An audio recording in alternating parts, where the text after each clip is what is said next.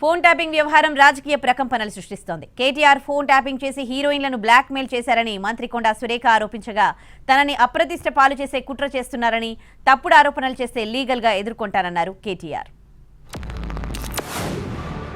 అధికారంలో ఉన్న మాకు తెలుసు, మరి ప్రజల సొమ్మునంతా దుర్వినియోగం చేసి ఈరోజు మీరు కోట్లు దండుకొని ఒక పక్క నీ బిడ్డ లిక్కర్ స్కామ్ లో మరి 100 కోట్ల కోసం జైల్లోకి పోయింది.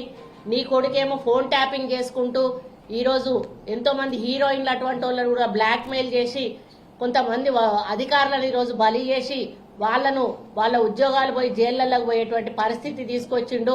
ఎవరో హీరోయిన్లను నేను బెదిరించిన అంటది ఆ మంత్రి. ఆమెకు నెత్తుందా లేదా నాకు తెలియదు. నాకు అంత కర్మ ఏంది, నాకు ఈ దిక్కుమాలిన పనులు చేయాల్సిన పరిస్థితి ఏంది, నాకు ఎలాంటి ఫోన్ ట్యాపింగ్ వ్యవహారంతో నాకు ఎలాంటి సంబంధము లేదు.